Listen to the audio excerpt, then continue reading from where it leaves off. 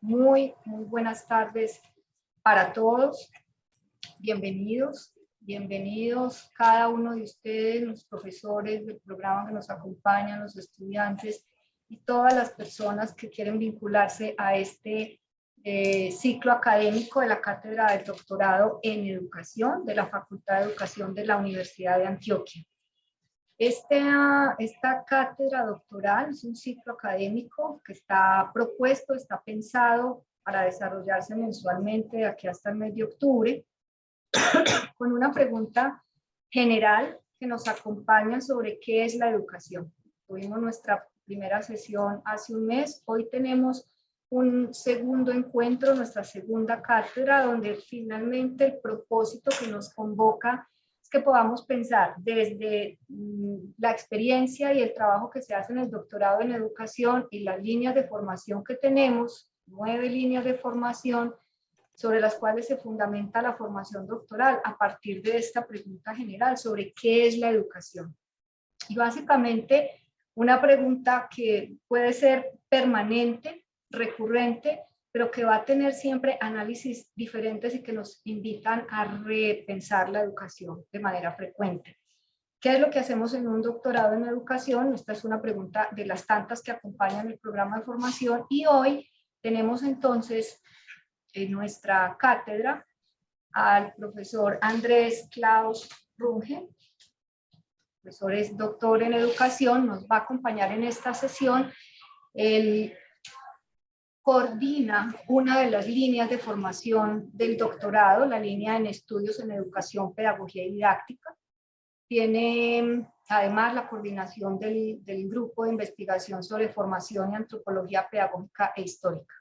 Profesor Andrés tiene una amplia trayectoria en formación con estudiantes en los programas de pregrado, en los programas de maestría y por supuesto en nuestro doctorado y en otros doctorados del país. También en investigación y en producción académica. Hay unas líneas de las diferentes líneas de investigación en las que trabaja. Ustedes tienen mayor afinidad con esto que hoy nos convoca, especialmente con esta pregunta sobre la cual girará este encuentro, sobre la línea de investigación y formación de maestros, sobre prácticas educativas y procesos de subjetivación y antropología histórica y sociología de la infancia y la juventud. Hoy entonces los invitamos a este espacio. Vamos a tener una primera parte donde el profesor Andrés va a hacer su intervención, nos va a compartir su perspectiva. Estamos hablando de diferentes perspectivas que tenemos en el programa de doctorado sobre las cuales discutimos y conversamos y hacemos un diálogo académico en el entorno nacional también con la discusión sobre esta pregunta.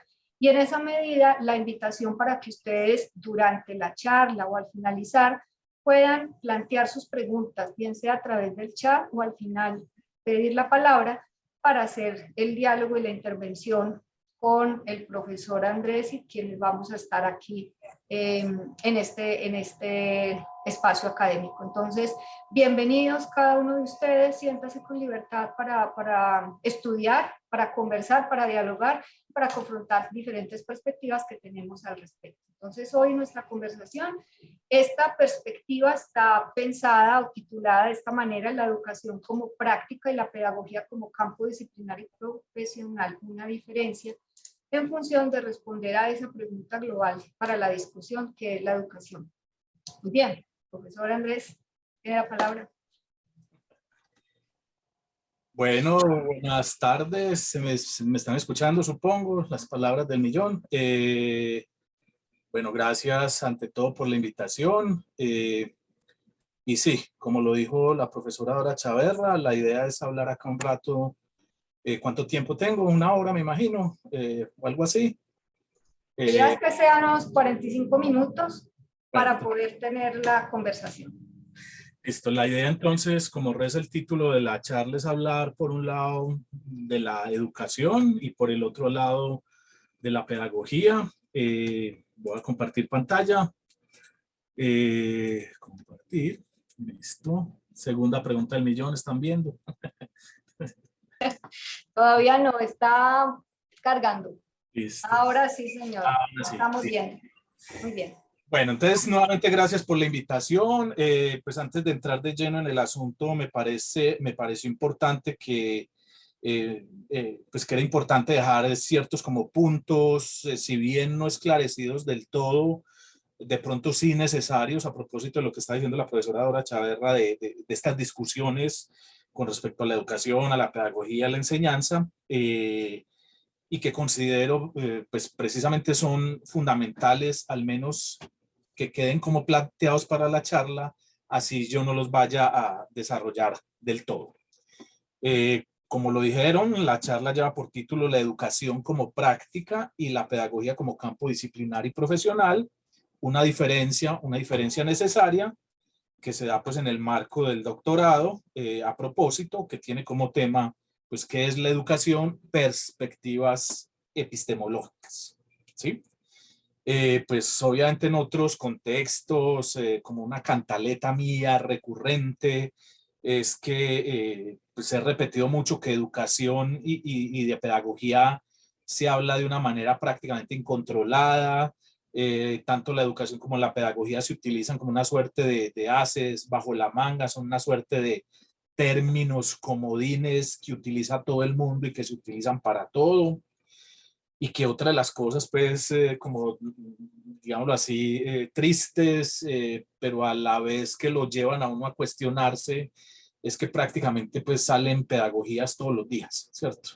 Ya estamos en la moda de las pedagogías alternativas, y entonces se habla de un montón de cosas que, entre comillas, se presentan como alternativos. Entonces, este campo es un campo muy curioso en ese sentido. Eh, y bueno, hablar de educación o pedagogía supone casi siempre decir alguna cosa que tenga que ver, por ejemplo, con mejorar la educación, ¿sí? Mejorar el aprendizaje. O sea, la mayoría de las veces cuando uno, digámoslo así, encuentra reflexiones sobre lo educativo, tesis de maestría, de doctorado, tesis, artículos, como que la pregunta fuera, bueno, yo pienso la educación, pero es sobre todo para mejorar, para enseñar bien lo que tengo que enseñar. Entonces también hay una visión, digámoslo así, como permanentemente normativa y evaluativa de la educación, porque pareciera que lo relevante que uno pueda decir sobre el fenómeno educativo tiene que ver con cómo mejora el hacer, con cómo mejora la práctica, con cómo se mejoran los aprendizajes. Entonces, no hay posturas de tipo, pues sí las hay, pero digamos que en el discurso eh, no es importante hablar de descripción de los asuntos, de interpretación de ciertos fenómenos. Por lo general, se habla, digámoslo así, de esas prácticas educativas es en términos de, digámoslo así, de si mejoran, de si están cumpliendo con, es decir, hay un discurso de tipo prescriptivo, evaluativo, que siempre está, digámoslo así, marcando el derrotero de las discusiones sobre lo educativo. Algo similar, y por eso quería hacer como este rodeo inicial, algo similar, pero además que está en la base de lo que voy a continuar diciendo, algo similar ocurre con la expresión epistemología, ¿cierto? Estamos hablando de educación, perspectivas epistemológicas, y yo quiero arrancar, digámoslo así, cuestionando ese asunto, porque así como pareciera ser que no es claro hablar de educación, hablar de pedagogía, o circulan muchos sentidos, ¿cierto? También pareciera ser que epistemología en la actualidad pues hace referencia, digámoslo así, a un montón de asuntos, y el problema no es ese, el problema no es que haya debate en torno a los conceptos, el problema es que no haya debate en torno a la delimitación de ciertos campos, el problema es que circulen, por ejemplo, estos conceptos y que nosotros no nos movamos como claramente con ellos. Entonces, ese es el llamado, cada uno, cada una pues va a asumir una postura. Lo importante es que trate de tener claridad en esa postura asumida, y entonces por eso arrancaba yo, digámoslo así, primero aludiendo a todo el cuento de la expresión epistemología, ¿cierto? Eh, es necesario entonces empezar por allí, pero además porque eso es importante para lo que se va a presentar más adelante. Entonces, como es sabido, por etimología griega, epistemología está compuesto de dos términos que tienen que ver con episteme, que significa saber, conocimiento, ciencia, hasta y logos, que también significa doctrina, discurso o teoría sobre, ¿cierto? Epistemología en ese sentido, ¿cierto? Y desde el punto de vista histórico y etimológico, sería algo semejante a lo que dentro de la tradición filosófica se conoce como nociología. Gnosis también viene de conocimiento. Nociología, o también denominada teoría del conocimiento.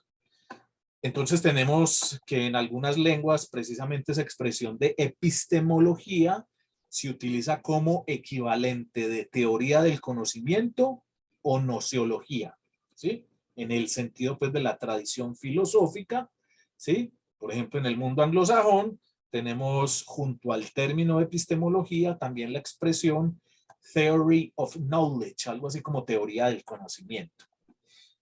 Siguiendo esta lógica, podríamos decir que hacemos epistemología o análisis o estudios epistemológicos cuando esos análisis están orientados, están referidos, tienen, si se me permite la expresión, como objeto o como asunto problemático el saber o el conocimiento, ¿cierto? No voy a entrar en esa división aquí. Tenemos entonces, por ejemplo, que hay unos temas tradicionales en ese sentido que corresponden a la epistemología, en el sentido pues de una teoría del saber o una teoría del conocimiento. Voy a pasar pues muy largo con ellos. Primera pregunta que se ha planteado: la filosofía o la teoría del conocimiento en una perspectiva de corte filosófico a lo largo de la historia es: ¿qué es el conocimiento? ¿Cierto? ¿Qué es lo que hace a un conocimiento un conocimiento? ¿Sí? ¿Qué tipos de conocimiento hay? ¿Sí? El conocimiento, ¿cuáles son las fuentes? El conocimiento se gana mediante la experiencia, se gana mediante el razonamiento, el conocimiento se gana mediante el relato, cuál es la estructura de los diferentes cuerpos de conocimiento. Entonces, cómo está estructurado el conocimiento matemático, cómo está estructurado el conocimiento filosófico, etcétera, etcétera. ¿Cuáles son los límites de lo cognoscible? Es decir, qué se puede conocer y qué no se puede conocer. Pues aquí están, por ejemplo, los debates. Se puede tener un conocimiento de Dios, se puede tener un conocimiento de las causas que han originado el mundo. Como ustedes ven, aquí estamos metidos más en una discusión de tipo filosófico, metafísica. ¿Cuáles son los mecanismos por medio de los cuales obtenemos el conocimiento? Aquí entraríamos, por ejemplo, en una biología del conocimiento, qué sé yo, Maturana, en una epistemología genética estilo Piaget. ¿Cómo deberíamos proceder en aras de adquirir conocimientos, conocimientos que puedan ser considerados como válidos, verdaderos, verosímiles? Ahí entra también la pregunta por la verdad. ¿Qué es la verdad? ¿Qué se entiende por verdad? Dentro de la reflexión epistemológica hay un campo especializado pues, que se denomina teorías de la verdad, en donde se habla de la verdad como correspondencia, la verdad como consenso, etcétera, etcétera. Es decir, aquí ya hay un debate bastante amplio, hay un campo de discusión bastante amplio que giraría en torno a la epistemología entendida en su sentido fundamental y tradicional como teoría del conocimiento, como nociología. Entonces ya estamos viendo lo problemático del asunto, pero el asunto problemático no se queda allí. Por ejemplo, en la actualidad uno escucha con frecuencia, pues gracias a ciertos autores que se han categorizado o se han autodenominado de coloniales, por ejemplo, expresiones como la de epistemologías del sur, ¿cierto? El trabajo de Autura de Sousa Santos y sus libros sobre epistemologías del sur, pues claro, son un intento muy importante, muy relevante para reivindicar, digámoslo así, desde el punto de vista de su concepción de epistemología, pues la existencia de otros saberes, de unos saberes ancestrales, de unos saberes del sur, de unos saberes invisibilizados. No obstante, pues uno podría decir que, pues que no es un asunto nuevo, ¿cierto? Es decir, a uno, pues no sé, a mí no me descresta el asunto, ¿cierto? No es nuevo porque pues quien se haya ocupado precisamente de una teoría del conocimiento en un sentido filosófico sabe que desde hace ya mucho rato ha estado la pregunta precisamente por las características, los tipos de conocimiento, y pues no es para nadie un secreto dentro de la discusión filosófica que además del saber científico, también estamos hablando de unos saberes míticos, ¿cierto? Estamos hablando de unos saberes religiosos, Estamos hablando de saberes ancestrales, estamos hablando de saberes estéticos, estamos hablando de saberes normativos, éticos, estamos hablando de saberes prácticos, orientadores, es decir, la idea de que la epistemología en este caso específico siempre, como teoría del conocimiento, siempre se ha ocupado del saber científico, es pues, muy reduccionista, porque como vuelvo y les digo, en un sentido amplio la teoría del conocimiento ha tematizado esos diferentes saberes, por lo que entonces hablar de epistemologías del sur para reivindicar unos saberes otros ancestrales indígenas, pues sí, es hoy en día políticamente relevante, pero no es nada nuevo en el sentido de que pues ya se ha reconocido una diversidad de saberes y de conocimientos, ¿cierto? Andrés, Sí. voy a interrumpirte un momento porque la presentación la seguimos viendo en la primera diapositiva. Tranquilos, tranquilos que por ahí es. No sé. Bueno, listo. No, más por la pregunta Sí, aquí que nos hace. Bueno, Listo. Muy bien, gracias. listo. Por el lado, se sigue complejizando el asunto. Por el lado de Piaget, por ejemplo, también encontramos la expresión epistemología, ¿cierto? En particular, la expresión epistemología genética. Una expresión que a mi manera de ver, pues condensa muy bien todo lo que ha sido el programa que otrora desarrolló y que se sigue desarrollando el programa de investigación de Piaget, que consiste básicamente pues en el de la investigación, una investigación empírica, ya no filosófica, ¿cierto? Piaget contó pues de la influencia que tuvo en el Kant, pero él dijo, yo no voy a hacer filosofía, pues a mí me interesa también hacer una suerte de crítica de la razón pura, pero no filosófica, sino más bien psicológica, empírica, y entonces el proyecto de Piaget de analizar, de estudiar la génesis del conocimiento, epistemología genética, ¿cierto? O de construcción del conocimiento, ya pues en una perspectiva más constructivista, pues se convierte en su gran programa de investigación, ¿sí? Propuesta que tiene que ver no solo con la génesis del conocimiento en un sentido amplio, sino también pues cómo se construye el conocimiento científico. Aquí es muy interesante entonces porque uno ve un Piaget que ante la pregunta por cómo se genera, cuál es la génesis del conocimiento, pues se ve remitido al estudio con niños y niñas.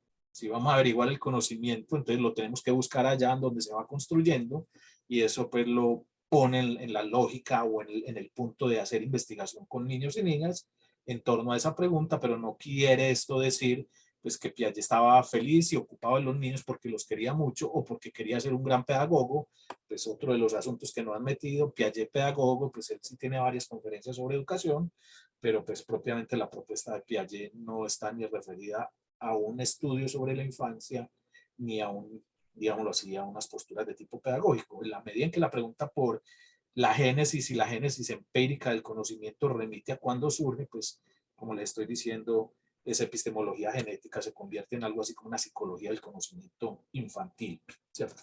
Precisamente dentro de la tradición filosófica francesa, sobre todo del siglo XX, inclusive hubo intentos de establecer una diferencia conceptual entre lo que ellos denominan teoría del conocimiento, o sea, teoría de la connaissance, y de la epistemología, ¿cierto? En donde la primera comprendería pues todas aquellas reflexiones sobre las condiciones y posibilidades del conocimiento en general, el conocimiento de mi abuelita, de mi tía, el conocimiento del niño, ¿sí? Y en donde la segunda, epistemología, ¿sí? Comprendería la investigación de ciertas formaciones de saber, de épocas específicas y su papel en la estructuración y conceptualización del mundo. Aquí ya empieza a sonar otra cosa con la expresión epistemología.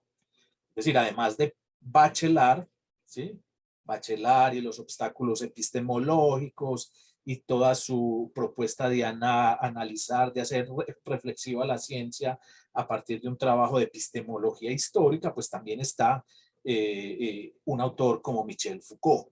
Foucault precisamente ocupó la cátedra de pensamiento filosófico, particular pues lo que se ha denominado la historia de los sistemas de pensamiento, y en una confrontación precisamente con esas historias de lineales, progresivas, acumulativas y positivistas, pues Foucault resaltó las discontinuidades las superposiciones, las capas, todo lo que trabajó pues en la arqueología del saber, y mucho de ello lo conceptualizó como epistemes, ¿cierto?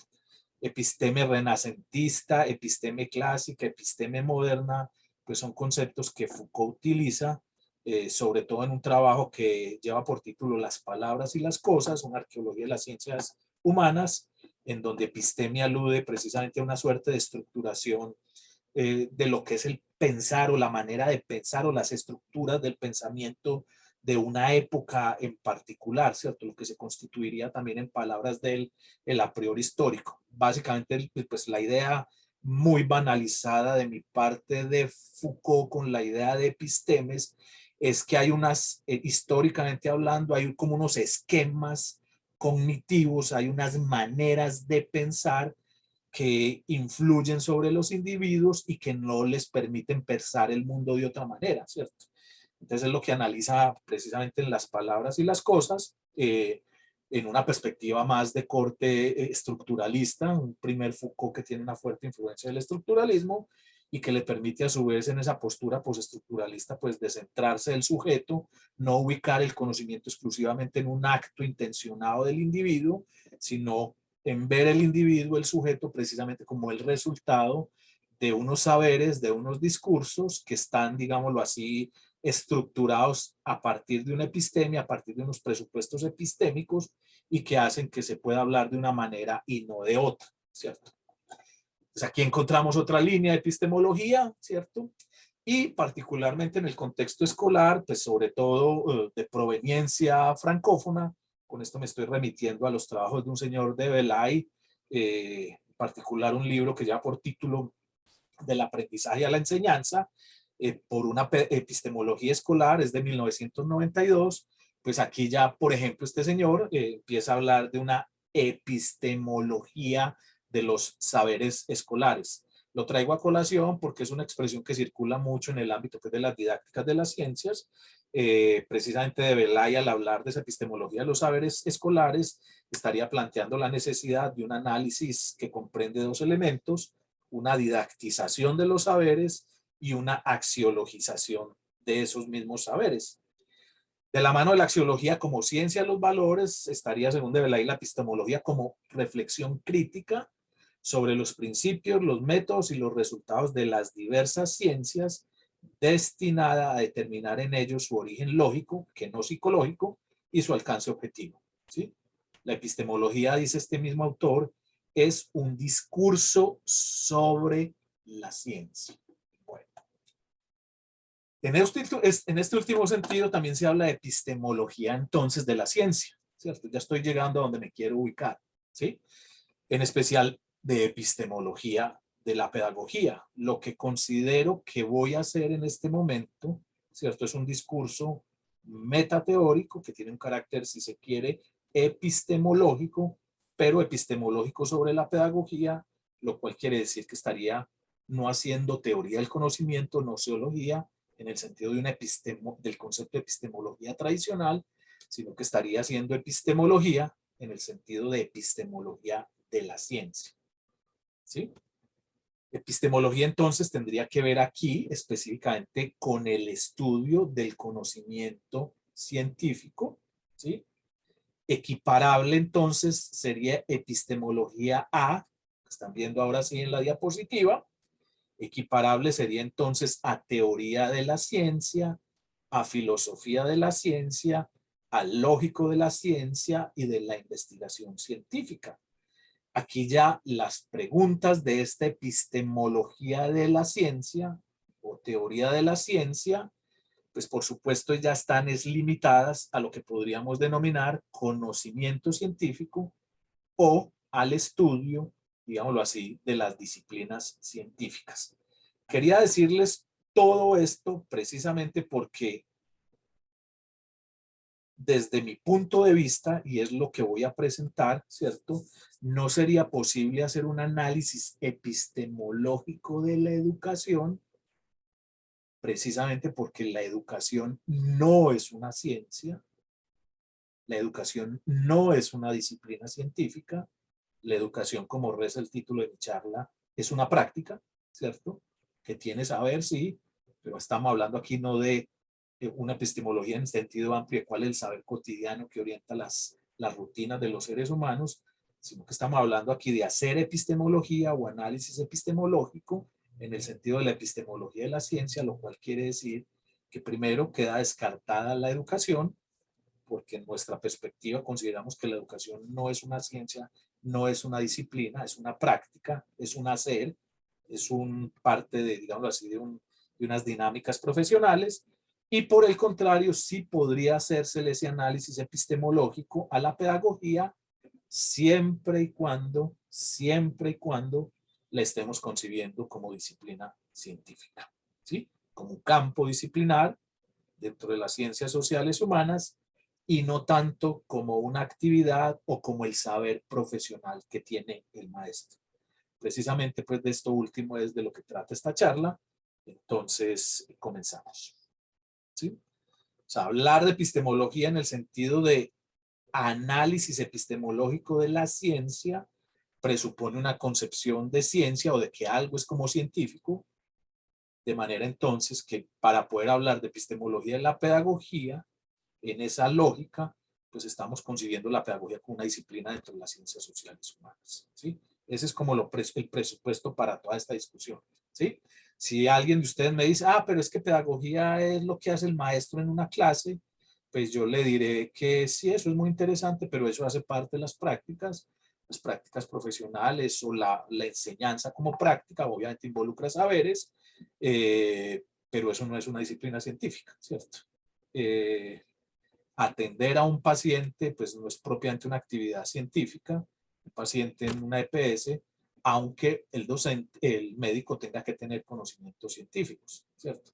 Esos conocimientos científicos y la medicina, ¿cierto? Y las ciencias de la salud, pues están abocadas a una suerte de discusiones de tipo epistemológico, en el sentido de epistemología de la ciencia, pero digámoslo así, yo no podría hacer en sentido estricto una epistemología de las prácticas médicas, como tampoco podría ser una epistemología de las prácticas educativas, porque el requisito fundamental para hacer epistemología es el reconocimiento de que eso de lo que estoy hablando es una disciplina científica. ¿Cierto? En tal sentido, entonces, cuando uno habla de epistemología, está hablando en un sentido amplio de una metarreflexión, es un discurso sobre un discurso, es un saber sobre otros saberes, ¿cierto? Es un discurso riguroso sobre otros discursos rigurosos.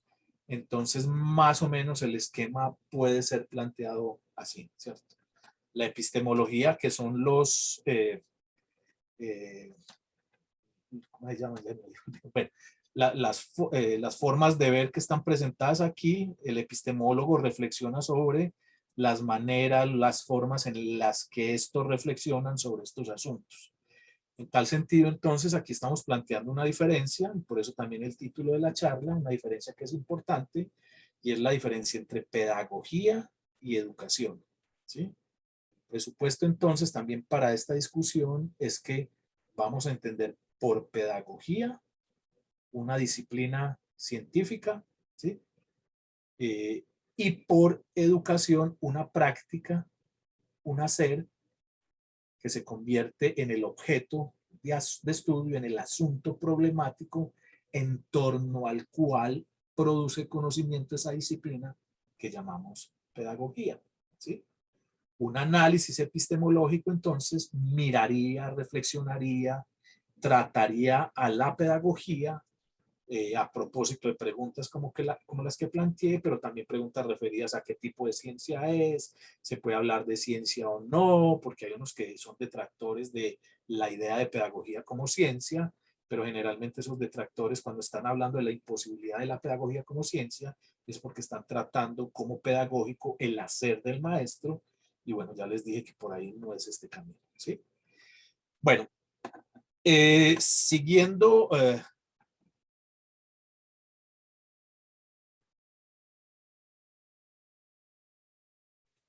Siguiendo Emil Durkheim y pasando por autores como Benner y otros, proponemos considerar la educación como una práctica social, ¿cierto? Reckwitz es uno de los autores más importantes en la actualidad, él se autodenomina parte de una sociología de la cultura y ha hecho digamos, unas reflexiones muy interesantes sobre el concepto de práctica, que no es el de práctica pedagógica, que no es el de la acción intencionada. Esas prácticas, digámoslo así, son formas recurrentes de hacer algo. Tienen que ver mucho con los procesos de institucionalización, ¿cierto? El matrimonio como institución. Entonces, pues las prácticas sociales están en la base de cualquier dinámica compleja de toda sociedad. Suponen pues, los procesos de reproducción social, también procesos de institucionalización y por supuesto de mantenimiento cultural. En ese sentido, sostenemos, pues también siguiendo a un autor muy importante dentro de la historia de la pedagogía, que se llama Schleiermacher, bueno, no solo de la pedagogía, de la teología, uno de los papás de lo que se llama la hermenéutica filosófica, el gran traductor hasta el día de hoy de las obras de Platón al alemán, en 2 tomos que han salido como textos o escritos de pedagogía. Schleiermacher decía que una cosa era la educación, que la educación ha existido mucho antes de que hubiese pedagogía, ¿cierto? Es decir, las prácticas educativas, pues como prácticas sociales han tenido una existencia mucho más amplia que propiamente la reflexión científico-pedagógica sobre esas prácticas, ¿sí? Esa consolidación de la pedagogía como una disciplina científica, eso no me lo inventé yo, ¿sí? Eso es un debate que arrancó desde 1800, desde el siglo XVIII se está planteando, digámoslo así, todo el debate acerca del reconocimiento de la pedagogía, ya no como el hacer del maestro, ya no como el hacer en una clase, ¿cierto? Usted tan pedagógico, sino que se está planteando la necesidad de cómo reflexionamos sobre ese campo, cómo reflexionamos sobre ese conjunto de saberes, de conceptualizaciones, de teorías que tienen que ver con la educación.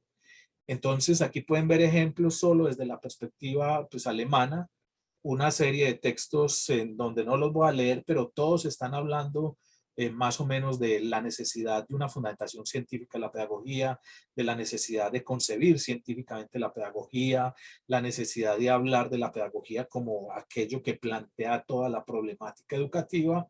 Y miren, si ustedes solo hacen un análisis de estos autores y de sus producciones, se van a dar cuenta de que ya en el siglo XVIII las discusiones epistemológicas, en el sentido de una epistemología de las disciplinas científicas, en este caso la pedagogía, ya se habían empezado a dar.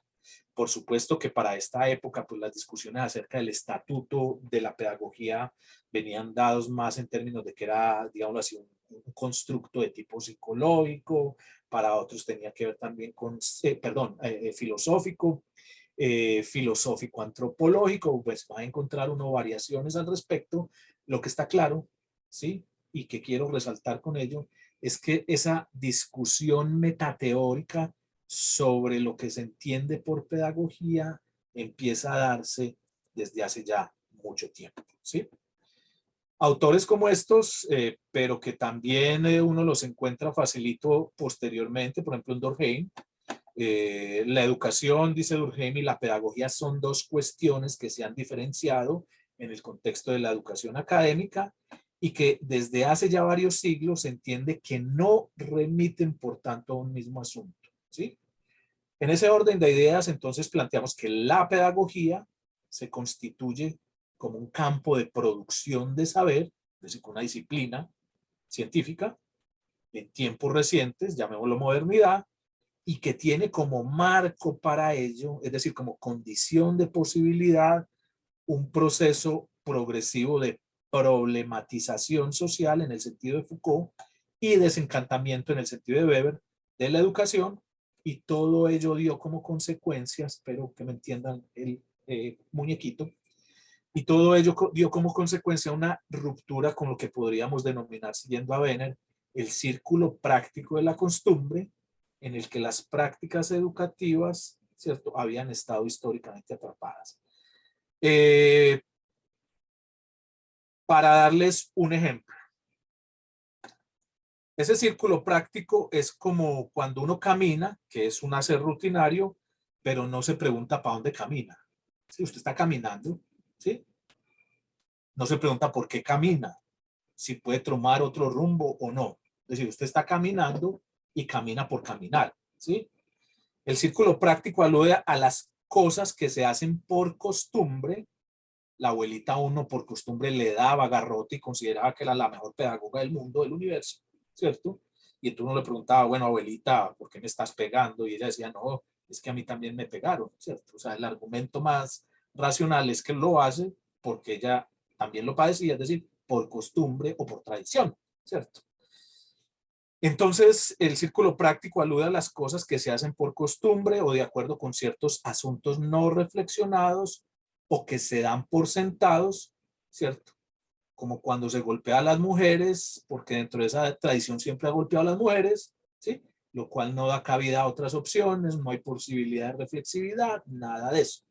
De manera entonces que, digámoslo así, el punto clave aquí es que si así se ha hecho, ¿sí? Entonces así se tiene que seguir haciendo, así se debe seguir haciendo y no se ha de cuestionar, por tanto, la manera en que se hace ni pensar en otras alternativas. Históricamente, las prácticas educativas han tenido ese formato, ¿cierto? Han estado ancladas a un círculo práctico porque la idea no era reflexionar propiamente sobre alternativas posibles, ¿sí? Sino hacer más de lo mismo. ¿Y por qué más de lo mismo? Pues porque así se había hecho. ¿Y por qué más de lo mismo? Pues porque así lo hizo el abuelito. ¿Y por qué más de lo mismo? Pues porque así lo hizo el chamán. El chamán dijo, no, tienen que repetir. Entonces, este tipo de prácticas que se mueven dentro de esta circularidad, su característica fundamental es que no son reflexionadas, ¿cierto? No son puestas en cuestionamiento, porque están basadas en la autoridad y en la costumbre. ¿Qué pasa en la modernidad? En la modernidad, la educación, que se había hecho históricamente por costumbre, empieza a ser sometida a cuestionamiento. Venga, venga, ¿y usted por qué está educando así? Venga, venga, ¿y por qué tiene que enseñar eso? ¿Por qué no enseña esto otro? Venga, venga, ¿y quién es usted como persona, entre comillas, idónea para enseñar? ¿Qué lo autoriza usted para ser un enseñante? Venga, venga, ¿usted para qué va a enseñar eso? Deme una razón, ¿sí? Argumenteme, muéstreme, digamos así, filosófica, experimentalmente, por qué hay que educar de esa manera y no de otra, ¿sí? Venga, ¿cuáles son los métodos que usted está utilizando? Es decir, entramos aquí en una época en donde esas prácticas educativas empiezan a ser sistemáticamente reflexionadas, empiezan a ser sistemáticamente cuestionadas, lo que lleva, ¿cierto?, a que como tales esas prácticas pues entren, digámoslo así, o se salgan del círculo práctico. Es decir, el argumento de seguirlas haciendo porque así se habían hecho siempre, ya no es legítimo, ¿cierto? Usted tiene que dar buenas razones. Entonces, por eso, para mal o para bien, hablamos del surgimiento de ese tipo de cuestionamientos, ¿sí? En la modernidad, que tienen que ver otra vez con un desencantamiento del mundo, ¿cierto? Con un desencantamiento de la tradición y con la entrada de unos procesos de racionalización del mundo que van implicando precisamente preguntas de tipo más racionales, ya no sustentadas en la creencia o en la tradición, que dicen, bueno, venga, ¿por qué tenemos que hacer esto? Denme una razón. O sea, denme una razón, abuelita, de por qué usted me tiene que pegar con una escoba y usted considera eso educativo. ¿Cuáles son sus razones? O muéstreme qué investigaciones se han hecho. Es decir, esa salida del círculo práctico de la educación va llevando paulatinamente a que se vaya configurando una esfera de reflexiones, de conceptualizaciones, de teorizaciones sobre ese asunto, la educación, ¿cierto? Que se van configurando históricamente como un campo disciplinar, ¿sí? Es decir, la pedagogía como disciplina científica empieza a configurarse históricamente en el momento en el que las prácticas educativas, ¿sí?, empiezan a ser sistemáticamente reflexionadas. Entonces, eso establece, como ustedes están viendo en la imagen, un asunto que ha sido debatido hasta el día de hoy, que es el problema mal planteado entre teoría y praxis, sobre la idea de que la pedagogía sería la teoría, ¿cierto?, que orientaría la praxis, es decir, la educación, y que habría entonces una línea causal en donde teoría orienta praxis. Ese esquemita está mandado a recoger, o al menos está siendo hoy en día fuertemente cuestionado, ¿sí? El problema de la relación de la teoría y praxis no es un problema de teoría y praxis, es el problema de dos configuraciones prácticas, ¿cierto? La configuración práctica del quehacer científico y la configuración práctico-social del quehacer profesional. Entonces aquí no estamos hablando de una relación entre teoría y práctica, porque el hacer profesional, dar clase, maestriar, es un asunto también de saber y es un asunto también práctico.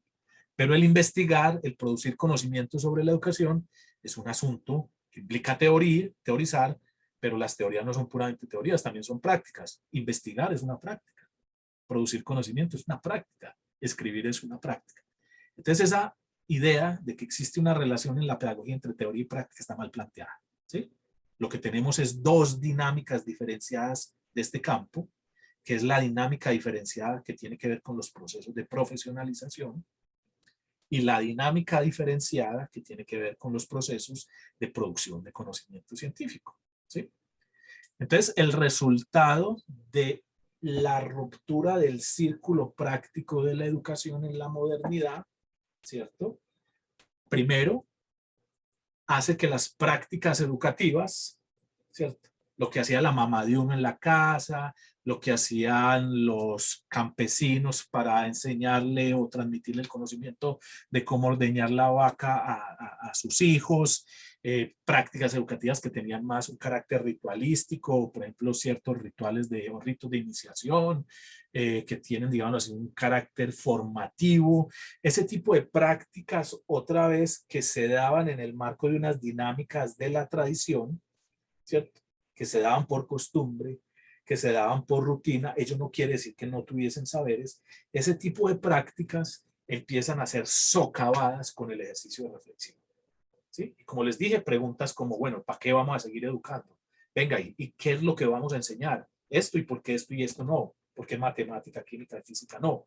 ¿Por qué crochet sí? Etcétera, etcétera. Preguntas de ese tipo empiezan a hacer que esas prácticas se sometan paulatinamente a un ejercicio reflexivo. Ese ejercicio reflexivo, ¿cierto?, que no es el ejercicio reflexivo del docente cuando está dando una clase, es la construcción de teorías, es la construcción de conceptualizaciones, es la escritura de libros dedicados a asuntos, es la observación y sistematización de prácticas y la teorización de las mismas. Entonces se va configurando por un lado como un espacio distinto de las mismas prácticas educativas, ¿cierto? Lo que ustedes están haciendo, ¿cierto? Todos, bueno, la mayoría de ustedes supongo, bueno, no los conozco, pero si son del doctorado, ustedes están haciendo un doctorado, están haciendo investigación, ¿cierto? Y muy seguramente si llevaban 16 años en el magisterio, ¿sí? Ojalá y sea así, se habrán dado cuenta ya, ¿cierto? Pueden llorar, ¿cierto? Se habrán dado cuenta ya de que tener 16, 20 años de experiencia en el magisterio les sirve panalga cuando uno va a hacer una investigación. ¿Por qué? Porque la lógica de la investigación es una y la lógica profesional es otra. Yo puedo saber investigar mucho, pero no necesariamente ser un buen docente. Pero yo también puedo ser un muy buen docente y no necesariamente ser un muy buen investigador. Por eso a mayor cientificidad y mayor producción de conocimiento científico no quiere decir mayor idoneidad profesional.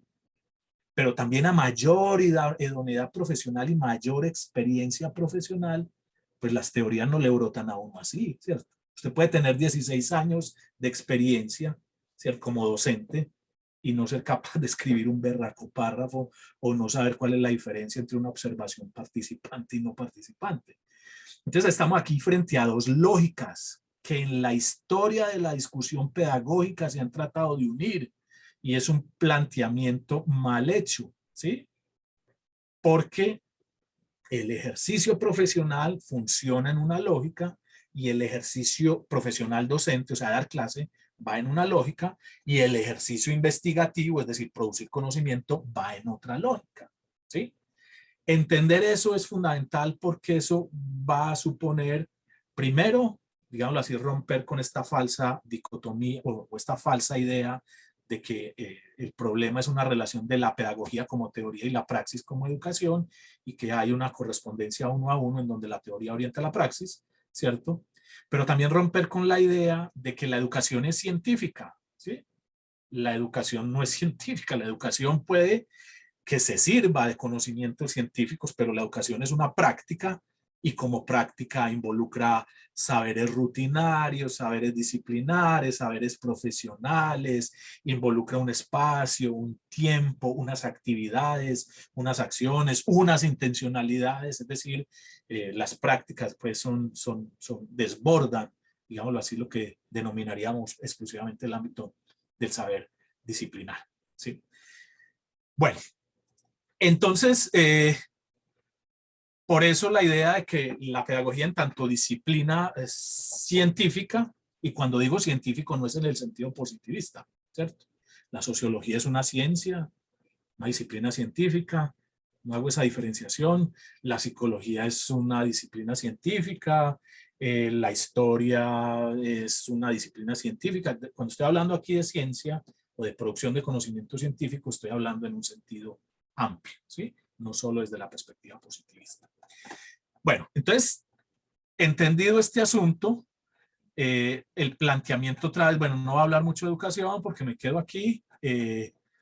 La idea de base es entender entonces que cuando hablamos pues, de la educación, estamos hablando de una práctica recurrente, de una forma rutinaria de hacer algo que tiene una estructura básica.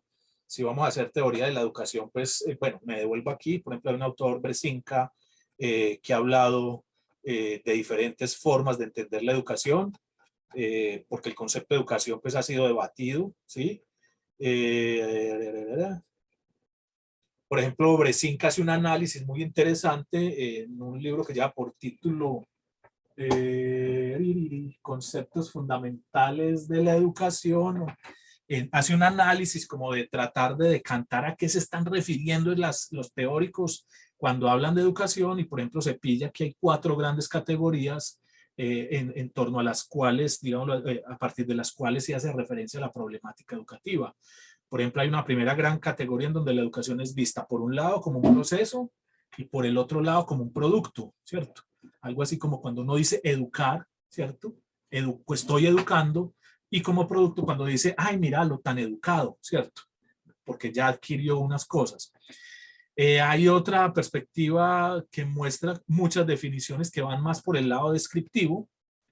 Yo describo la educación, entonces me meto a un salón de clase y veo cómo el profesor golpea e insulta a los niños cada 3 segundos, les muestra un contenido didáctico de tal manera, para ello utiliza tal, entonces describo, observo, describo.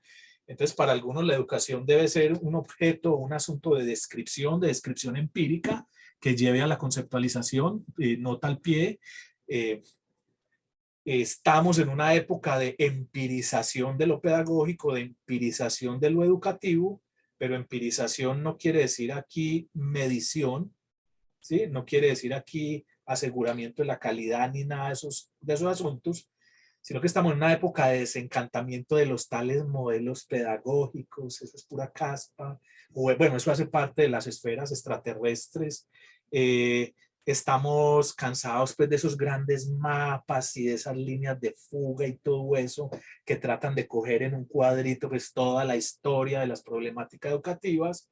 Cuando digo estamos cansados, pues no soy solo yo, sino que, y diciéndolo muy coloquialmente, hay una tendencia muy fuerte desde hace más o menos 20 años en las perspectivas de corte cualitativo, ¿cierto? Comprensivas, críticas, etcétera, en donde están abogando, en donde están llevando a cabo proyectos que están describiendo, comprendiendo la problemática educativa y están tratando de teorizar lo que yo he llamado, han empezado a meterse en la caja negra, porque la educación, pues históricamente la han tematizado desde una perspectiva filosófica, metafísica, etcétera, etcétera, pero ya que hay una tendencia fuerte a construir conceptos y teorías que están basados en el trabajo empírico, ¿sí?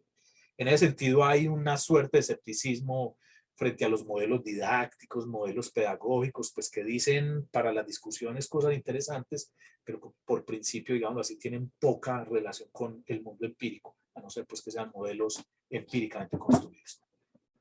Hay unas perspectivas de la educación que tienen un carácter más programático, ¿cierto? Si quieren ver lo programático y prescriptivo, analicen cuántas veces aparece la palabra debería, ¿cierto? Que es un discurso que circula mucho, ese prescriptivo, por ejemplo, en el contexto nuestro. Entonces uno escucha trabajos que son la berraquera, pero todo es debería. No, es que la educación debería. El maestro debería. ¿Sí? Los niños deberían. La ciencia debería. Cuando uno escucha ese tipo de discursos, pues está montado sobre la educación, está montado en una perspectiva de corte más de tipo prescriptivo. Las cosas que deberían, pues podrían deber ser así. El hecho es que en el mundo del debería uno no puede hacer estudios, ¿cierto? Uno puede hacer un trabajo de tipo ético, moral, si se quiere, pero pues eso se nos sale, digámoslo así, un discurso más de tipo descriptivo, comprensivo, ¿cierto? Porque ¿qué análisis hago yo de si la educación debería ser mejor en el mundo? Pues, ¿cómo me hace usted el trabajo de campo? Yo tengo que hacer un análisis de cómo es la educación ahora y hoy la escribo, ¿cierto? Bueno, hay unos debates también que tienen que ver precisamente con que el discurso de la pedagogía, que tuvo un carácter históricamente también muy normativo, es una pedagogía de corte normativo, pues entonces era un discurso estructurado permanentemente sobre el deber, ¿cierto? Los niños deben ser, los contenidos deben ser. Bueno, ahí aparecen definiciones de educación que tienen entonces un carácter más de tipo programático prescriptivo. Aparecen otras perspectivas en donde la educación es entendida como intención, ¿cierto? Que como les dije, las teorías de las prácticas contemporáneas han mostrado con mucha claridad que una cosa es una práctica y otra cosa es una acción. Nosotros, ya les he dicho, tenemos la gran falencia de que cuando hablamos de las prácticas pedagógicas o de las prácticas educativas, estamos hablando de acciones intencionadas por parte del docente. Las prácticas no se reducen a acciones. Las prácticas involucran acciones, actividades, por supuesto, ¿cierto? Es como un partido de fútbol. Una práctica es más que la intención que tenga un jugador de meter el gol, ¿cierto? Piensen en un partido de fútbol, ¿cierto? El futbolista X, que es el goleador, sale con toda la intención de meter el gol, ¿sí? Faltar si lo deja, o faltar si le da el balón, ¿sí? Las prácticas entonces no se reducen a la intención, ¿cierto? Por tanto, no son simplemente acciones intencionales, ¿sí? Porque una cosa es lo que uno quiera y lo que uno quiera hacer, y otra cosa es lo que el muchachito haga, ¿cierto? Yo puedo llegar con la intención de enseñar muy bien a sumar, pero el muchachito llega sin la intención de aprender y llega más bien con la intención de joder durante toda la clase. Entonces uno no puede reducir la educación a una acción intencionada, ¿cierto? Hay otros que hablan de la educación como un efecto, muy en la línea de proceso-producto, es decir, no es tanto la intención de lo que yo tenga, sino el efecto de lo que se hace. Ahí entramos, por ejemplo, en la línea de todo lo que se conoce como el currículo oculto, y es que no solo educa la acción intencionada, sino que también educa en tanto práctica la educación en un sentido amplio, ¿sí? Bueno. La educación como una acción o conjunto de acciones y la educación como algo que se da, aquí también aparece una definición de lo educativo, en donde se contrasta, pues otra vez, todo lo que tiene que ver con esas acciones generalmente planeadas, en contraste a todo lo que tiene que ver con la educación como un acontecimiento, ¿cierto? Como una ocurrencia, como cuando uno habla de la educación funcional, ¿cierto? Hay un ejemplo que trae Treml que dice, bueno, cuando hablamos de acontecer o ocurrir, es decir, de una educación no intencional, funcional, es como cuando una madre que recoge, supongamos, frutas comestibles y que las distingue de las venenosas, en ese proceso de, digámoslo así, de conseguir frutas comestibles y diferenciarlas de las venenosas, lleva a su hijo o a su hija y ese hijo o esa hija aprende a diferenciar, termina por identificar qué frutas son comestibles y qué frutas son venenosas. Es decir, hubo algo así como un efecto educativo, se dio una situación educativa que no cayó, digámoslo así, exclusivamente bajo la intención de la madre en este caso y no bajo la intención planeada de la madre en este caso. Es decir, el resultado de unas dinámicas pues en un sentido amplio, que es como cuando uno ve televisión y más allá de entretenerse viendo televisión, pues uno termina con los gustos que le promueve a uno la publicidad en la televisión, o como cuando le dicen a uno, no, mijito, vea, aquí le vamos a dar los millones para que se vaya a recorrer Europa, pues digámoslo así, que la pretensión es que haga un viaje, pero desde el punto de vista de lo que acontece, desde lo indirecto, es que usted en ese viaje se forme, se afine, aprenda a vivir solo, etcétera, etcétera. Entonces también una perspectiva en donde se habla de la educación en ese sentido y se plantea que es existente pues, en diferentes esferas. Entonces, esa educación, ya ustedes están viendo, implica teorizaciones diversas, teorizaciones que podríamos llamar pedagógicas, entendiendo entonces por pedagogía pues, la reflexión amplia sobre la educación. La pedagogía de todas maneras es, en sus procesos de disciplinarización y profesionalización, pues ha pasado por unas dinámicas muy curiosas. Hay un autor que a mí me gusta mucho que es Stigweg, ya voy a acabar.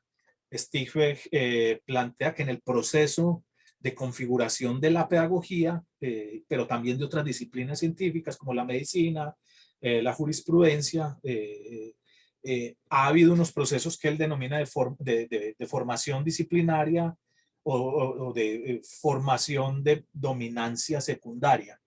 Entonces, como les decía ahorita, con la imagen que tiene que ver con la ruptura del círculo práctico va en la misma línea, ¿cierto? Si están viendo la presentación, están viendo que en gris ICE dice, gracias a un trabajo, labor, oficio, actividad o práctica existente, en este caso la educación, ¿cierto? Prácticas educativas ha habido. De hecho, hay unos estudios muy interesantes desde el punto de vista de la arqueología antropológica que muestran que, pues, por ejemplo, todo lo que se constituyó como la edad de piedra, ¿cierto?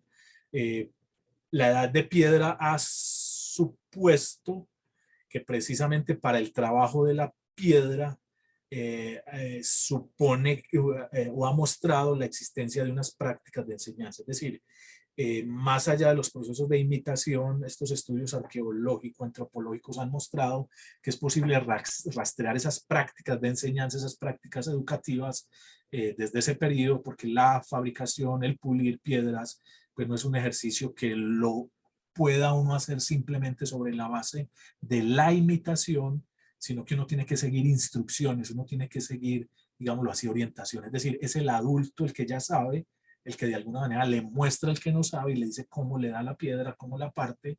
Entonces hay trabajos interesantes que muestran que esas prácticas educativas se pueden remitir hasta allá en el proceso pues, de pulimiento y de fabricación de las armas de piedra, ¿sí? Y en ese sentido, pues entonces cuando hablamos de educación, estamos hablando no solo de la educación escolarizada, la escuela es un producto relativamente reciente dentro de las dinámicas sociales, la escuela es relativamente moderna, es relativamente reciente, lo mismo la pedagogía como reflexión sobre la educación. Entonces hablar de educación implica irse mucho más allá de la modernidad, hablar de pedagogía como disciplina científica se implica circunscribirse un poco en la modernidad y le está diciendo que pues ese campo profesional y disciplinar se puede mirar en clave de unos procesos de profesionalización y disciplinarización de dominancia secundaria. Entonces, como les estaba diciendo, ha habido unas prácticas educativas. Esas prácticas educativas han sido sometidas paulatinamente a un ejercicio de reflexión, es decir, flecha roja en la presentación, se consolida una disciplina científica, académica, ¿cierto? Se empieza a consolidar. No hablo de una disciplina determinada, porque así como hay reflexiones sobre la educación, pues también va a haber reflexiones sobre el estatuto de la pedagogía, sobre sus límites, es decir, uno no puede decir que ya se cerró la discusión sobre lo educativo o que ya se cerró la discusión sobre la pedagogía como disciplina científica. Ahí estamos en la discusión, no obstante sí se diferencia. Entonces, ese proceso de reflexión sobre las prácticas educativas lleva paulatinamente a que se empiece a configurar una disciplina científica que se universitariza, es decir, va implicando cada vez más un espacio universitario de investigación, ¿cierto? No solo de formación de maestros, ¿sí? Entonces ahí es donde ve uno la consolidación de la pedagogía, en otras latitudes se habla de ciencias de la educación, de estudios curriculares, etcétera, etcétera. Ese proceso de consolidación disciplinaria, en este caso la pedagogía, el currículo, los estudios curriculares de la ciencia de la educación, también se devuelve sobre las prácticas educativas. ¿En qué sentido? En que empiezan a contribuir con la profesionalización de las mismas, ¿sí? En un momento histórico X, las prácticas educativas pues se daban por costumbre, por rutina.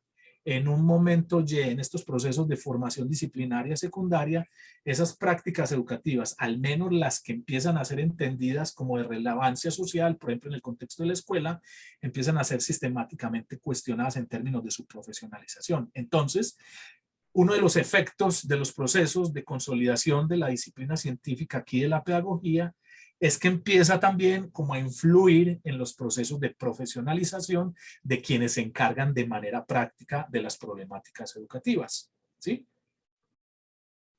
Entonces es un proceso en doble vía.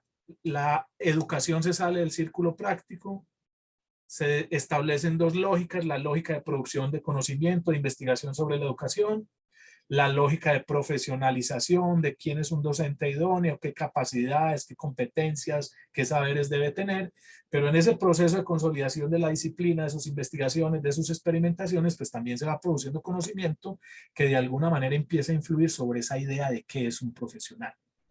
A eso lo llama Stickbeck, procesos de profesionalización y disciplinarización de dominancia secundaria. Pero también vemos procesos de profesionalización en ese contexto de dominancia secundaria. ¿Qué quiere decir eso? Entonces empiezan, por ejemplo, en las facultades de educación, de ciencias de la educación, de lo que sea, a consolidarse esas investigaciones. Entonces el campo de la pedagogía ya no es, digámoslo así, un campo chiquitico. Cuando uno habla de pedagogía está hablando de didáctica de la matemática, de didáctica de la física. Cuando uno está hablando de pedagogía está hablando de historia de la educación, de historia de la pedagogía, antropología pedagógica. Cuando uno habla de pedagogía está hablando de pedagogía infantil, que está incluida ahí. Uno está hablando de pedagogía intercultural, uno está hablando de pedagogía museística. Cuando uno habla de pedagogía está hablando de currículo. Cuando uno habla de pedagogía como disciplina está hablando de investigaciones sobre la educación infantil, sobre la educación de adultos.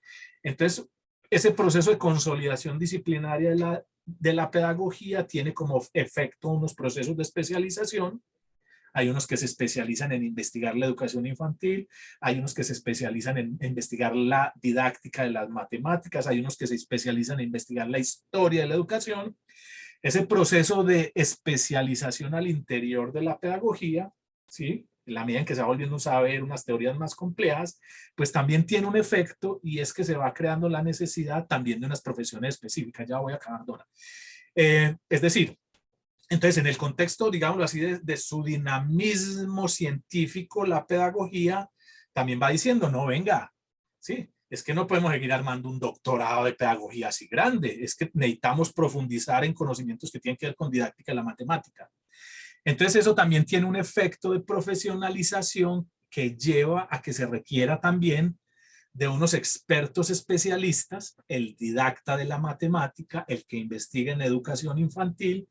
Entonces también se van creando profesiones a la luz, digámoslo así, de esos procesos de especialización científica. Bueno, estamos frente a dos dinámicas. La conclusión nuevamente es, bueno, si vamos a hacer la epistemología en el sentido de una epistemología de las ciencias, se lo podemos hacer a la pedagogía, siempre y cuando entendamos que la pedagogía es una disciplina científica, no una práctica. Por eso aquí la diferencia entre pedagogía como disciplina científica y la educación como práctica, pero esa disciplina científica, la pedagogía, pues no ha pasado por un proceso de consolidación, si se quiere, como la física o la matemática, sino que siempre ha estado estrechamente relacionada pues, con las prácticas educativas y en esa lógica con una atención permanente, con un asunto permanente que tiene que ver con los procesos de especialización científica y producción de conocimiento y con los procesos de profesionalización y de saberes científicos que ayuden, digámoslo así, a entender la profesión en un sentido mucho más complejo. Muchas gracias, yo dejo aquí.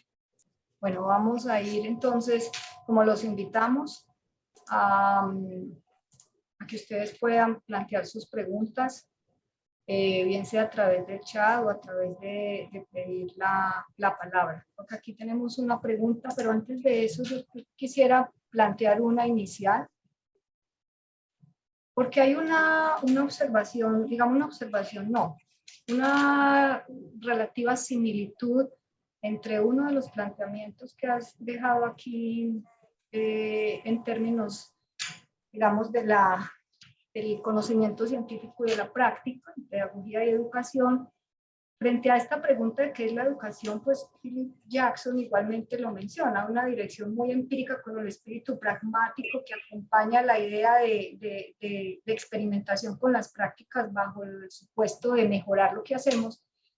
Y otra dirección, digamos, que no está asociada al tema de la práctica, sino a repensar, pensar o a pensar de un modo diferente acerca de la educación. No solamente es el hacer, sino realmente un poco lo que estás mencionando. Ahí me surge una pregunta para analizar desde la postura, Andrés, es porque esa visión o ese espíritu pragmático es lo que más predomina, digamos, en términos no solamente de la investigación, no tanto, pero sí de las políticas públicas, sí de lo que se le pide a la educación para resolver los problemas culturales, sociales. O sea, esa visión pragmática va a seguir predominando, no porque no sea necesaria, pero es como la única y además muy hegemónica. ¿Cómo sería un poco el diálogo? Obviamente ahí intuyo una respuesta, pero quisiera que lo compartieras aquí, porque esa es una presión general sobre los programas de doctorado y sobre la educación en general para el país, que está muy, muy direccionada como en ese sentido, esa visión tan pragmática del tema de la educación. Yo he sido uno de los críticos y bueno, ya me ayudarás vos, pero frente a todo lo que fue la propuesta, creo que fue Gina Parodi, es decir, que para vincular a un profesor en la universidad debía haber, en un contexto educativo, llamémoslo en facultades de educación, ese aspirante a ingresar a la universidad debía haber tenido experiencia docente en un colegio o en las escuelas. Eso es equivocado, ¿cierto? O sea, eso no tiene pies ni cabeza porque cuando yo voy a ingresar a la universidad, pues la tarea fundamental de la universidad es la de producir conocimiento, ¿cierto? Pues claro, está la formación de los nuevos profesionales, por supuesto, pero la idea con la que nos movemos en la universidad es que está la investigación, la docencia y la extensión en todas las universidades del mundo, ¿sí? Es decir, estamos pensando en que se están formando y que van a llegar allí investigadores idóneos. Y entonces lo que estaba diciendo ahorita, ¿cierto? Y vuelvo y le repito, yo puedo tener 20 años de experiencia docente y no ser capaz de escribir un párrafo coherente pues en términos investigativos. Yo puedo tener 20 años de experiencia docente y no saber plantear un proyecto de investigación, ¿cierto? Porque lo que estamos hablando de cosas distintas. Entonces, ¿qué es lo que queremos en la universidad a propósito de la pregunta? O sea, ¿con qué nos movemos en la universidad? ¿Sí? Y ese es un asunto que hay que mirar porque otra vez las universidades no son centros de práctica, ¿sí?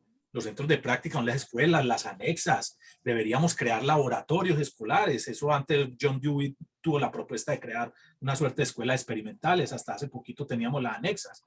Entonces nosotros nos movemos también como los médicos. En la universidad al médico le dicen, vea, este es el músculo, las enfermedades son así, se llaman peripipá, pero cuando le toca la práctica lo mandan para el hospital. Es decir, no es propiamente en la universidad en donde a vos te llevan un herido pues para que lo atendas, ¿cierto? Por eso los profesionales, Dora, pasan por un proceso de socialización laboral doble. El primer proceso es el que se le ofrece en la universidad. ¿En qué estamos en condiciones nosotros de ofrecer? Como unos conocimientos más juiciosos, más conceptuales, más ligados a experimentación, es decir, más sistemáticos, ¿cierto? No es el conocimiento de mi abuelita, ¿sí? Entonces nosotros estamos con la tarea de ofrecer eso, algo así como una formación académico-científica, ¿sí? Pero nosotros no estamos en condición de decirle la mejor manera de usted educar a esos 40 muchachitos, ¿cierto? De los cuales 30 llevan navaja a la clase y eso no lo podemos hacer nosotros, porque no estamos viviendo eso, no estamos compartiendo eso. Nosotros le podemos ofrecer al otro teorías, aportes en términos del conocimiento para que eventualmente en esas situaciones pueda tomar mejores decisiones, ¿cierto? Pero él tiene que estar confrontado también con ese proceso de socialización laboral, que es lo que muchos autores han trabajado como el shock que produce la práctica. Es decir, vos entras en la universidad y una cosa está en la universidad, saber de Vygotsky, de Piaget, y cuando te tiran a la escuela rural, otra vez 10 muchachitos bien cansones, vos decís, y la universidad no me sirvió para nada. En ese sentido, no le sirvió para nada. Pero si usted pone a ver muchas teorías de esas, sí le pueden ayudar a usted a tomar mejores decisiones. Usted puede diferenciar, este es bullying, no, este es maltrato de tipo tal, este puede tener un diagnóstico del tipo X, Y o B. Si usted no hubiera pasado por la universidad, ¿cierto? Eso no se le ocurriría nunca. Entonces, la formación disciplinar es fundamental, pero es solo una parte de la formación profesional, ¿sí? Y ahí nos movemos, ¿cierto? Bien, yo creo que en esa dirección está un poco esta pregunta que hacen aquí, porque intuyo que es un maestro, y es por qué considerar que defender una pedagogía como ciencia se toma como negación del saber del maestro. Creo que ahí hay No, pero no es negación, a ver, no es Exacto. negación del saber del maestro. Yo estoy hablando de dos cosas. O sea, los maestros puede que sean muy buenos, puede que tengan mucha experiencia, pero yo a eso lo llamo un saber profesional. Los saberes profesionales son una amalgama de saber experiencial, sus 16 años como docente, de saber biográfico, ¿cierto? De cómo usted elaboró eso en persona, de cómo lo que usted recuerda hace 30, 20 años antes de entrar a la docencia fue la, qué sé yo, la tía que le enseñaba en la casa y le decía, hazla así, pero también de una formación disciplinaria, que esa la ofrece la universidad. Entonces, el saber profesional docente es mucho más complejo que lo que podríamos denominar el saber científico de la pedagogía. El saber científico de la pedagogía es una parte, ¿cierto? Entonces, no es negarlo, es entender que están como ahí diferenciados. ¿Y diferenciado en qué sentido? Vuelvo y repito. La lógica profesional, que implica no solo saber hacer proyectos, escribir artículos, ¿cierto? Sino también cómo proceder, qué decisiones tomar, analizar el caso, vea, este Pepito hay que trabajarlo así, vea, este si le hago esta cosa me pega, etcétera. Esa lógica profesional de algún modo es distinta a la lógica investigativa. Ustedes están haciendo el doctorado y lo están viviendo. O sea, ustedes están haciendo el doctorado y es la misma manera que dar una clase. Les pregunto, no, para planear la clase, usted dice, ¿a quién le va a dar la clase? Pepito, Pepito es cansón, a este no le puedo hacer esto, ve, voy a trabajar el número así, voy a presentar esto y esto, pero para hacer el proyecto de doctorado, eso no le sirve para mucho, porque ustedes no están en el doctorado montando una clase, ustedes en el doctorado están haciendo un proyecto de doctorado, que es un proyecto de investigación, entonces tiene que hacer un estado del arte. Saber planear una clase no le ayuda a uno para nada para hacer un estado del arte. Tienen que escribir unos objetivos. Bueno, de hecho, uno encuentra muchas confusiones porque muchas veces encuentran los docentes redactando los objetivos de un proyecto de investigación como si fuesen los objetivos de clase. ¿Sí? ¿No entienden? Entonces, miren, bueno, cosas de ese tipo. Entender eso me parece a mí que puede ser muy productivo porque no quiere decir que uno no se ponga en esos dos roles. Yo me puedo poner en el rol de investigador, pero también me puedo poner en el rol de docente, ¿cierto? Y lo que estoy planteando aquí es que esas dos cosas existen, ¿cierto? Pero no se reducen la una a la otra, porque vuelvo y repito, es una falsa división el decir que a mayor doctorado, ¿cierto? Usted se va a volver mejor docente. No necesariamente, ¿sí? Y que ya lo he puesto pues con muchos otros ejemplos, ¿cierto? Usted puede tener 20 doctorados en mecánica y no saber, en mecánica automotriz y no saber manejar. O sea, por más doctorados que haga en mecánica automotriz, eso no lo va a formar a usted para que conduzca. ¿Para qué? ¿Cómo aprende a conducir? Montando en el berraco carro. Pero usted también puede ser un muy buen conductor, experto conductor, sin ni 5 de idea de mecánica, es decir, maneja el carro. ¿Sí? Entonces, creer que yo tengo 20 doctorados en mecánica me va a ayudar a manejar el carro, eso es mentira. ¿Sí? Eso es mentira. Porque hay unos asuntos que tienen que ver con una lógica profesional práctica y otros asuntos que tienen que ver con una lógica de producción de conocimiento, llamémoslo así, académico, científico. Pero esa es la maravilla de estos campos, eso no le pasa a un físico, eso no le pasa a un químico, eso no le pasa a un historiador, eso nos pasa a nosotros, les pasa a los médicos, les pasa a los psicoterapeutas, ¿cierto? Pero bueno, y precisamente esa es la maravilla de decir que es necesaria la epistemología, porque nos pone a reflexionar sobre estas situaciones que son bien enredadas. Hay autores que precisamente hablan de la pedagogía como un campo disparatado, o sea, hay un montón de cosas ahí que como que no acompasan. Y bueno, ese es el llamado a hacer epistemología de la pedagogía. Yo creo que ahí hay una, digamos, en esa perspectiva de querer asignarle a la educación como la manera de resolver todos los problemas que existen en una sociedad. Digamos que en términos generales lo pienso como lo llama Jimeno Sacristán, pues que dice, hemos hecho de la educación una esperanza de progreso universal, así como grande, y sobre esa expectativa se cierne como todo, ¿cierto? Sin desconocer cómo podemos de alguna manera desde el conocimiento científico en los términos que lo has planteado, ayudar a tomar decisiones más claras menos del hacer muy circunstancial, aunque sea por tradición.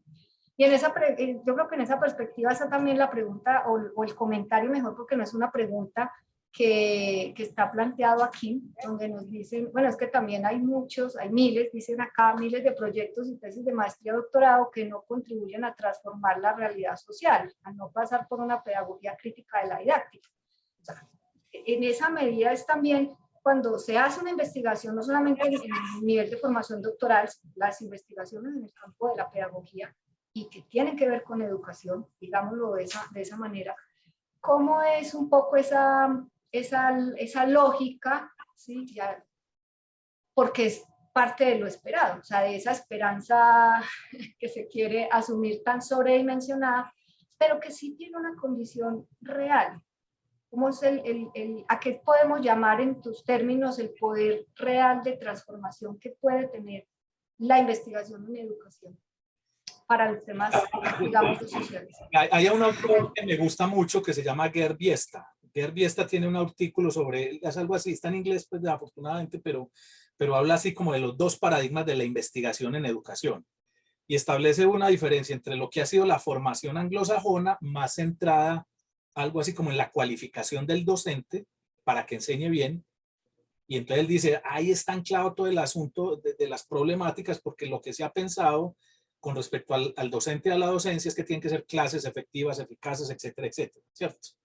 Mientras que hay otras tradiciones donde eso no ha interesado, porque pues claro, es importante formar a los docentes, pero están preocupados de la educación. ¿Qué diablos es eso? ¿Cómo está estructurado? ¿Qué pasa en las distintas relaciones? Entonces, frente a lo que estás diciendo, claro, nosotros Biesta lo llama un concepto evaluativo. El concepto evaluativo de la educación y del aprendizaje alude precisamente a que uno no está, por ejemplo, en el contexto educativo estudiando el aprendizaje como lo hace el psicólogo.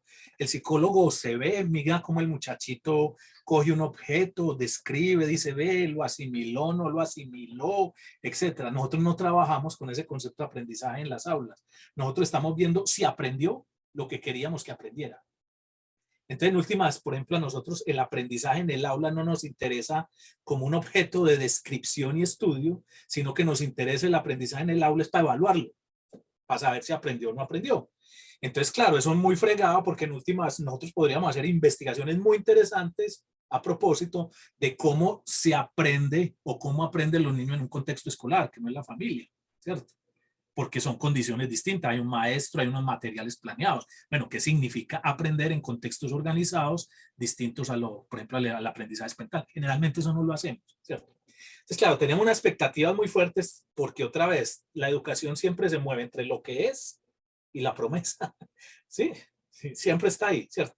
Hay un autor que decía con respecto a la escuela que la pedagogía vivía, digámoslo así, de la construcción de unas grandes mentiras y del incumplimiento permanente, del incumplimiento permanente de sus promesas, ¿cierto? ¿Y qué quiere decir eso? Pues que uno promete que la educación va a funcionar y cuando del plan al hecho, digámoslo así, se da uno cuenta que no. Precisamente eso es lo que hace la educación, una práctica, es una práctica contingente, variable, que por más que planees vos, no sabes qué va a pasar. Entonces eso también es lo maravilloso. El hecho es que siempre hemos tenido una obsesión por planear la clase, por planear la educación, y eso está bien, ¿cierto? Pero también que tenemos que trabajar con un cierto grado de contingencia. Un profesional, en este caso un profesional docente, es el que es capaz de arreglárselas con las contingencias, ¿cierto? Porque es capaz de sacarle las bajo la manga, de decir, bueno, no me está funcionando así, tomo la decisión y hago esto otro, ¿cierto? Y para eso yo no tengo que ir a leer un artículo, tiene que ver con un saber profesional. Los saberes profesionales se caracterizan por eso, porque abren posibilidades en la toma de decisiones. Mi abuelita no podría ser profesional porque siempre hace lo mismo. Mi mamá tampoco, porque siempre me castigaba con la escoba. Pero un profesional docente puede decir, ve, a esto lo regaño así, pero a esto lo regaño así. Ve, a este le cambio la tarea. Ve, voy a cambiar la clase. O sea, posibilidades prácticas, digámoslo así, de reconfigurar su situación, la situación educativa. Esa es la profesionalidad, o parte de la profesionalidad docente. Y la lógica de la investigación es muy distinta, porque la lógica de la investigación, bueno, sí, uno empieza a estar presionado bajo el tiempo, pero ustedes, por ejemplo, están pensando, tengo un semestre para hacer el proyecto de investigación. O sea, ustedes no están acuciados por el tiempo, ¿sí? O sea, el tiempo no los presiona en cierto sentido. Al docente sí, porque el muchachito está peleando allá y tiene que tomar la decisión de si lo castiga o no lo castiga, si lo saca de clase o no. Entonces los docentes prácticos se ven abocados a tratar con el problema del tiempo, que el tiempo, digamos, es una variable fuertemente que condiciona, ¿sí? Bueno, pero esa es otra discusión. Pero Dora, entonces vi esta muestra cómo trabajamos generalmente sobre la base de ese mundo de la expectativa. ¿Cómo contribuye uno a la transformación? ¿Sí? A propósito de pedagogía crítica, por ahí hay un video cortico de Heidegger en donde le preguntan, pues creo que es la 10ª tesis de Feuerbach que retomó Marx, que decía, los filósofos se han encargado de interpretar el mundo, de lo que se trata es de transformarlo, ¿cierto? Entonces que el marxismo empieza a establecer una diferencia, o la filosofía marxista, porque el propósito del marxismo es hacer la revolución, transformar la sociedad, que digámoslo así es uno de los presupuestos del trabajo en una pedagogía crítica. Y la respuesta de Heidegger es maravillosa, dice, para poder transformar el mundo, yo tengo que haber interpretado con suficiente profundidad el mundo tal y como está hoy, para poder pensar en alternativas y para poder transformarlo. Es decir, yo necesito comprender, y eso es lo que hace la ciencia, ¿cierto? Comprender en profundidad fenómenos, el bullying, etcétera, etcétera, etcétera, ¿sí? Y una comprensión profunda es lo que eventualmente me puede llevar a tomar mejores decisiones, ¿cierto? Pero sin una comprensión profunda del mundo, como la que ofrece el conocimiento científico, mis decisiones van a estar abocadas a la rutina, porque yo no tengo otras opciones de acción. Siempre va a ser lo mismo, ¿sí? Entonces, ¿en qué sirve esto? En que a usted le muestren que, por ejemplo, las escuelas no han sido las mismas durante toda la historia. En que lo que llaman ahora los alternativos, eso es pura cháchara, muchos de ellos. Ya el método de proyectos, todo lo que trabaja STEAM, que está fundamentado en la metodología por proyectos, eso lo desarrollaron a finales del siglo XIX y comienzos del XX. Que lo que llaman ahora pedagogías alternativas, en donde se modifica el ambiente, eso remite a Montessori, bueno, cosas de ese tipo. Entonces, claro, el conocimiento te permite ver el mundo de una manera más compleja y no quedar atrancado, digámoslo así, en la rutina. Obviamente, pues, si uno hace reflexión. Sí.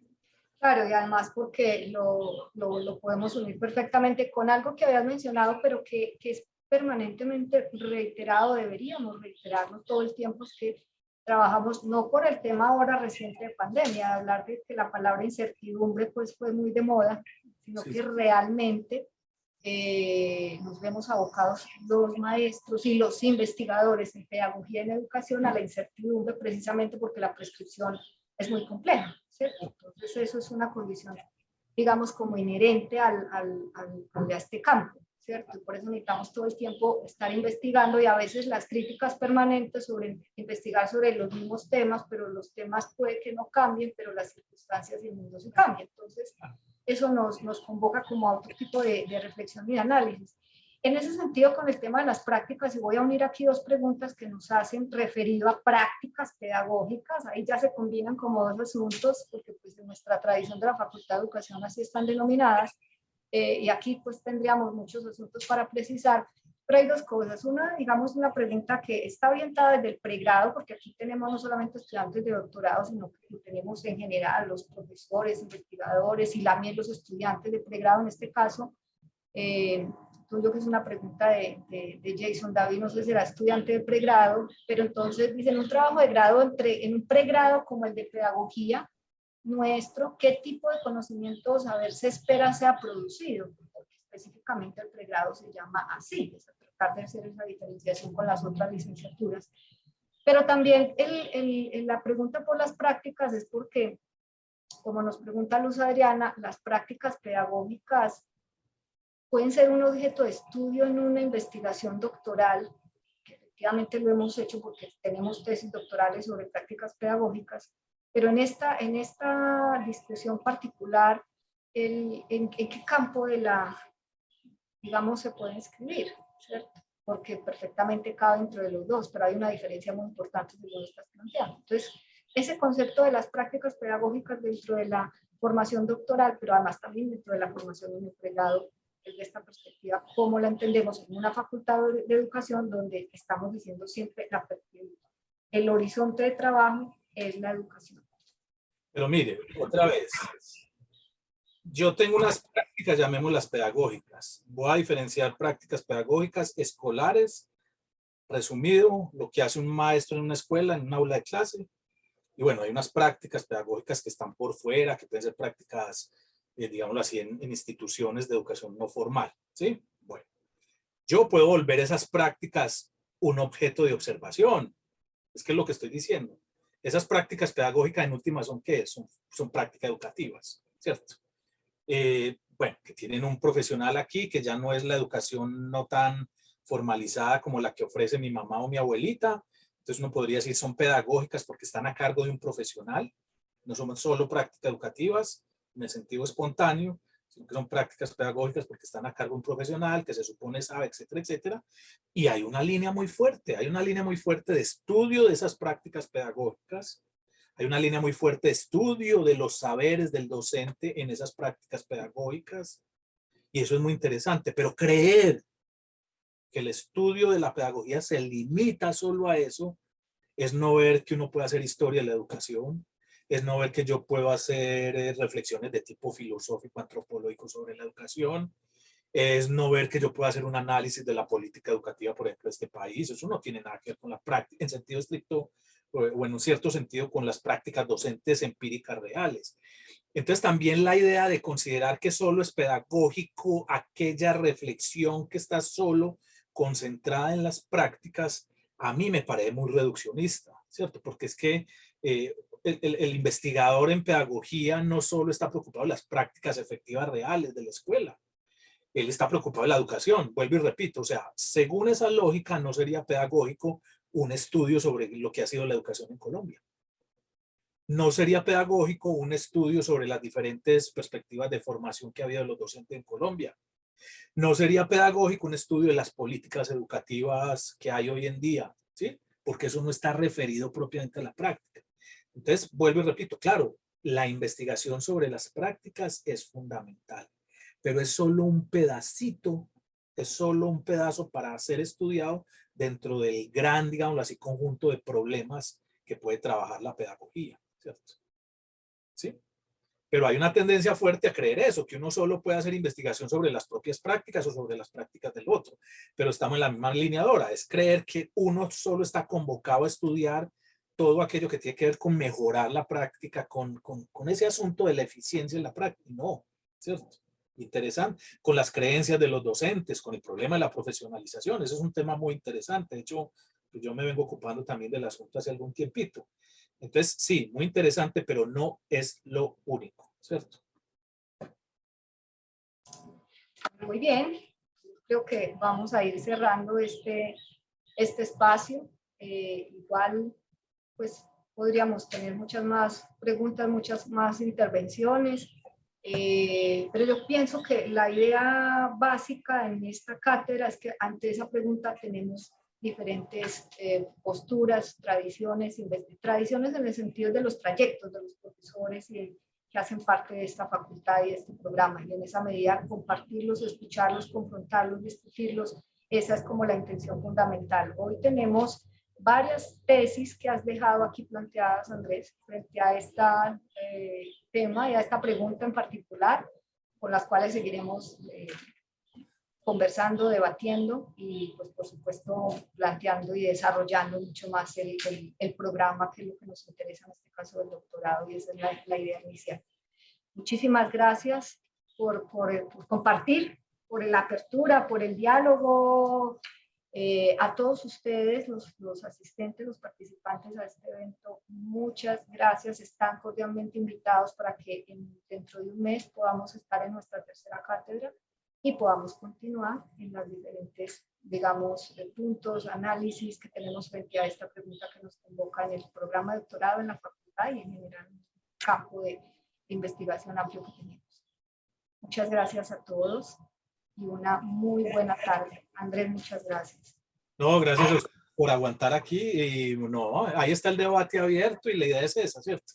Que continuemos. No existe la última palabra, pero uno sí se tiene que formar, pues, en la argumentación.